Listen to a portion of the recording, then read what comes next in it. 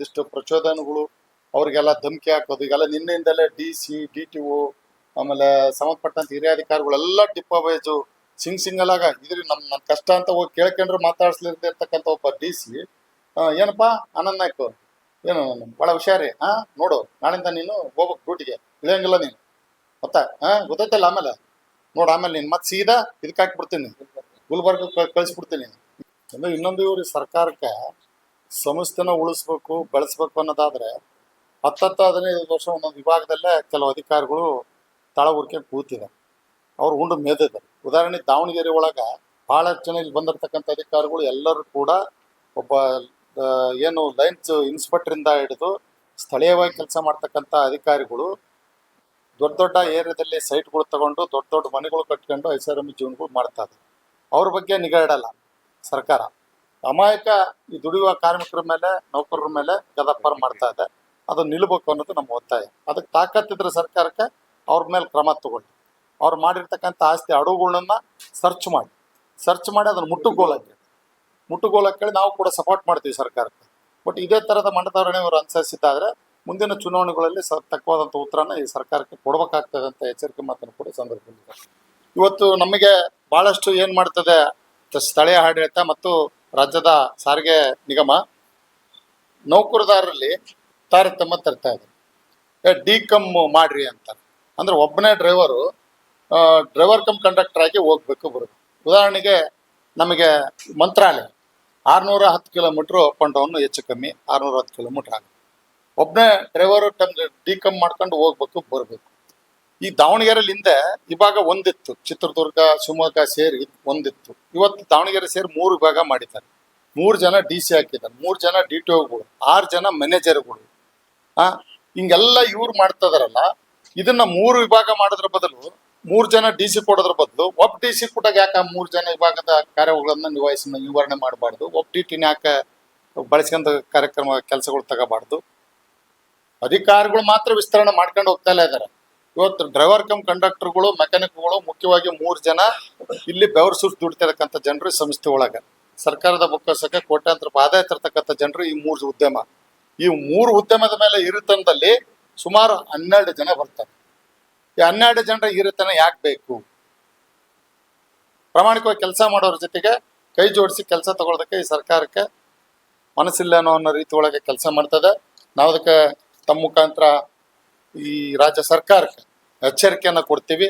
ಈ ಎಸ್ಮಾ ಪಿಸ್ಮಾ ಅನ್ನೋದನ್ನ ಬಿಟ್ಟು ಮಾನವೀಯತೆ ದೃಷ್ಟಿಯಿಂದ ನಾನು ಅಹಿಂದದಲ್ಲಿ ಬಹಳಷ್ಟು ಪ್ರಬುದ್ಧಮನೆತನ ಹೊಂದಿರತಕ್ಕಂಥ ನಾಯಕ ಅಂತ ತಮ್ಮ ಭುಜ ತೊಟ್ಕೊಳ್ತಿರ್ತಕ್ಕಂಥ ಸನ್ಮಾನ್ಯ ಸಿದ್ದರಾಮಯ್ಯನವರು ಸವರ್ಧಿತವಾಗಿ ನಮ್ಮೆಲ್ಲ ನೌಕರ ಬಾಂಧವರನ್ನ ಕರೆಸಿ ಮಾತನಾಡಿ ನಮಗೇನು ಇಂದಿನ ಹಿಂಬಾಕಿ ಬರಬೇಕು 26 ತಿಂಗಳು 38 ತಿಂಗಳದು ಬೇಡಿಕೆ, 38 ತಿಂಗಳ ಹಿಂಬಾಕಿ ಹಣದಲ್ಲಿ 26 ತಿಂಗಳು ಬಾಕಿನ ನಮಗೆ ತಾರತಮ್ಯ ಮಾಡಿದ್ದಾರೆ. ಅದನ್ನೆಲ್ಲ ಸರಿದೂಗಿಸಿ ಒಟ್ಟು 38 ತಿಂಗಳು ಹಿಂಬಾಕಿ ಹಣವನ್ನ ನೀಡಬೇಕು. ಎಲ್ಲ ಮುಂಬರ್ತಿಗಳನ್ನ ಅವ್ರಿಗೆ ಕೊಡಬೇಕು ನಮ್ಮ ಡ್ರೈವರ್ ಕಂಡಕ್ಟರ್ಗಳಿಗೆ. ಇವತ್ತು ಭಾಳಷ್ಟು ಜನರು ಡ್ರೈವರ್ಗಳು ಅವರ ಸರ್ವಿಸ್ ಮೇಲೆ, ಕಂಡಕ್ಟರ್ಗಳು ಅವರ ಸರ್ವಿಸ್ ಮೇಲೆ ಚೆಕಪ್ ಇಂಜಿನಿಯರಿಂಗ್ ಇನ್ಸ್ಪೆಕ್ಟರ್ಗಳಾಗಿ ಕೆಲಸ ಹೋಗ್ಬೇಕಾಗಿದೆ. ಅವನ್ನೆಲ್ಲ ತಡೆ ಹಿಡಿತಾ ಇದ್ದಾರೆ. ಇವನ್ನೆಲ್ಲ ನಿಲ್ಲಿಸಿ ಕೊಡಬೇಕು ಮತ್ತು ಖಾಲಿ ಇರ್ತಕ್ಕಂಥ ಹುದ್ದೆಗಳನ್ನು ಕೂಡ ಕೂಡಲೇ ನೇಮಿಸ್ಕೋಬೇಕು ಅಂತಕ್ಕಂಥ ಒತ್ತಾಯವನ್ನು ಇಟ್ಕೊಂಡು ನಮ್ಮ ಪ್ರಮುಖವಾದಂಥ ಬೇಡಿಕೆಗಳನ್ನ ಎಲ್ಲವನ್ನು ಕೂಡ ಪ್ರಮಾಣಕ್ಕೆ ಈಡೇರಿಸಬೇಕು ಈ ಸರ್ಕಾರ ಅಂತ ಒತ್ತಾಯಿಸಿ ನಾವೇನು ನಾಳೆ 20/5/2026 ಅನಿರ್ದಿಷ್ಟಾವಧಿ ಮುಷ್ಕರವನ್ನ ಮಾಡ್ತಾ ಇದೀವಿ. ಸಾರಿಗೆ ನಿಗಮದಿಂದ 4 ವಿಭಾಗಗಳಿಂದ ಈ ರಾಜ್ಯದ ನಾಗರಿಕ ಬಂದವರು ನಮಗೆ ಸಹಕರಿಸಬೇಕು. ಸಂಘ ಸಂಸ್ಥೆಯವರು ಕೂಡ ನಮಗೆ ಸಹಕಾರವನ್ನು ನೀಡಬೇಕು. ಮಾಧ್ಯಮದ ಮಿತ್ರರು ಹೆಚ್ಚಾಗಿದ್ದು ಪೂರ್ವಕ ಸಹಕಾರವನ್ನು ನೀಡಬೇಕು ಅಂತೇಳಿ ವಿನಂತಿ ಮಾಡಿಕೊಂಡು ಇವತ್ತಿನ ಒಂದು ಪತ್ರಿಕಾಗೋಷ್ಠಿಗೆ ಅವಕಾಶ ಕೊಟ್ಟದಕ್ಕೆ ತಮಗೆಲ್ಲ ಧನ್ಯವಾದ ಹೇಳಿ ನಾನು ಗೋಷ್ಠಿ ಮಾಡ್ಕೊಂಡಿದ್ದೀನಿ. ಒಟ್ಟು 38 ತಿಂಗಳ ಅರಿಯರ್ಸು ನಮಗೆ ಬರಬೇಕಾಗಿತ್ತು. ಅದರಲ್ಲಿ ಸರ್ಕಾರ 26 ತಿಂಗಳದು 1272 ಕೋಟಿ ಬಿಡುಗಡೆ ಮಾಡಿದೆ. ಅದರಲ್ಲಿ ಮೊದಲ ಕಂತು 11 ತಿಂಗಳು. ನಮ್ಮ ಬೇಡಿಕೆ ಇದ್ದಿದ್ದು 38 ತಿಂಗಳ ಅರಿಯರ್ಸನ್ನ ಒಟ್ಟಿಗೆ ಕೊಡಬೇಕು, ಒಂದೇ ಕಂತಲ್ಲಿ ಕೊಡಬೇಕು ಅಂತಿತ್ತು. 1272 ಕೋಟಿಯಲ್ಲಿ ಸರ್ಕಾರ 450 ಕೋಟಿ ಮಾತ್ರ ನಮ್ಮ ಖಾತೆಗೆ ಹಾಕಿದೆ. ಇನ್ನು ಉಳಿದ 15 ತಿಂಗಳ ಅರಿಯರ್ಸ್ ಹಾಕ್ಬೇಕು. ಒಬ್ಬೊಬ್ಬರಿಗೆ ಅವರವ್ರ ಬೇಸಿಸ್ ಮೇಲೆ ಕೆಲವರಿಗೆ 30,000 40,000 ಅಂದ್ರೆ ಈಗ ಹಾಕಿರೋದು. ಟೋಟಲ್ ಒಂದು ಕನಿಷ್ಠ ಅಂದ್ರೂ ಪ್ರತಿಯೊಬ್ಬ ನೌಕರರಿಗೆ 1,20,000 ಬರಬೇಕು. 80,000ದಿಂದ ಅಷ್ಟು ಬರಬೇಕಿತ್ತು. ಈಗ 450 ಕೋಟಿ ಹಾಕಿದ್ದಾರೆ 11 ತಿಂಗಳದು. ಉಳಿದ 15 ತಿಂಗಳದ್ದು ಕೂಡ ಒಂದೇ ಕಂತಲ್ಲಿ ಹಾಕ್ಬೇಕು ಅನ್ನೋದು ಒಂದು ನಮ್ದು ಬೇಡಿಕೆ. ಮತ್ತೆ ಇನ್ನೊಂದೇನಂದ್ರೆ ಮುಖ್ಯವಾಗಿ ಆಗ್ಬೇಕಾಗಿರೋದು 1/1/2024 ನಮ್ಗೆ ಅಗ್ರಿಮೆಂಟ್ ಆಗ್ಬೇಕು. ಅದನ್ನ ಸರ್ಕಾರ 1/4/2025 1/4/2029 ಮುಂದೂಡಿದೆ.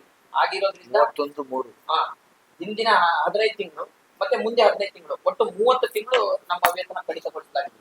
ಅದು ತುಂಬಾ ಕಷ್ಟ. ಆಮೇಲೆ ಆ ಅವಧಿಯಲ್ಲಿ ಅಂದ್ರೆ 1/1/2024 ಅವಧಿಯಲ್ಲಿ ಕರ್ತವ್ಯ ನಿರ್ವಹಿಸಿ ನಿವೃತ್ತಿ ಆಗಿರ್ತಕ್ಕಂಥ ಸಿಬ್ಬಂದಿಗಳಿಗೆ ಅದರದ್ದು ಬಹಳ ಲಾಸ್ ಆಗಿದೆ, ಅವರಿಗೆಲ್ಲ ತುಂಬಾ ನಷ್ಟ ಆಗಿದೆ. ಹಾಗಾಗಿ ಅದು ಮುಖ್ಯವಾದ ಬೇಡಿಕೆ. 1/1/2024 ಅಗ್ರಿಮೆಂಟ್ ಆಗ್ಬೇಕನ್ನೋದೇ ಒಂದು ನಮ್ಮ ಪ್ರಮುಖವಾದ ಬೇಡಿಕೆ.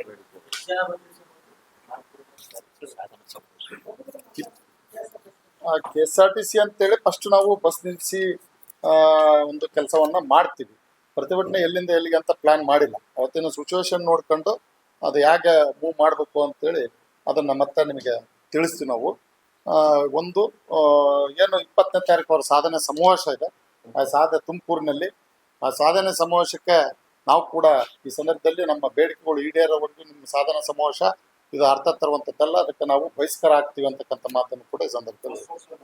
ಬಸ್ ಅಂತ ಹೋದಂತೆ ಯಾವ ಬಿಳಿಯಲ್ಲ, ಶತಘಾತ ಪ್ರಯತ್ನ ಮಾಡ್ತಾ ಇದ್ದೀವಿ. ಒಂದಿಷ್ಟು ಪ್ರಚೋದನೆಗಳು ಅವ್ರಿಗೆಲ್ಲ ಧಮಕಿ ಹಾಕೋದು, ಈಗೆಲ್ಲ ನಿನ್ನೆಯಿಂದಲೇ DC DTO ಆಮೇಲೆ ಸಂಬಂಧಪಟ್ಟಂತ ಹಿರಿಯಾಧಿಕಾರಿಗಳೆಲ್ಲ ಡಿಪೋ ವೈಸು ಸಿಂಗಲಾಗ ಇದ್ರಿ ನನ್ನ ಕಷ್ಟ ಅಂತ ಹೋಗಿ ಕೇಳ್ಕೊಂಡ್ರೆ ಮಾತಾಡ್ಸ್ಲಿರ್ತಕ್ಕಂಥ ಒಬ್ಬ DC ಏನಪ್ಪಾ ಆನಂದ್ ನಾಯ್ಕು ಏನು ಭಾಳ ಹುಷಾರಿ ನೋಡು ನಾಳಿಂದ ನೀನು ಹೋಗ್ಬೇಕು ಡ್ಯೂಟಿಗೆ, ಇಳಿಯಂಗಿಲ್ಲ ನೀನು ಗೊತ್ತಾ ಗೊತ್ತೈತಲ್ಲ. ಆಮೇಲೆ ನೋಡು ಆಮೇಲೆ ನೀನು ಮತ್ತೆ ಸೀದಾ ಇದಕ್ಕೆ ಹಾಕ್ಬಿಡ್ತೀನಿ, ಗುಲ್ಬರ್ಗ ಕಳಿಸ್ಬಿಡ್ತೀನಿ.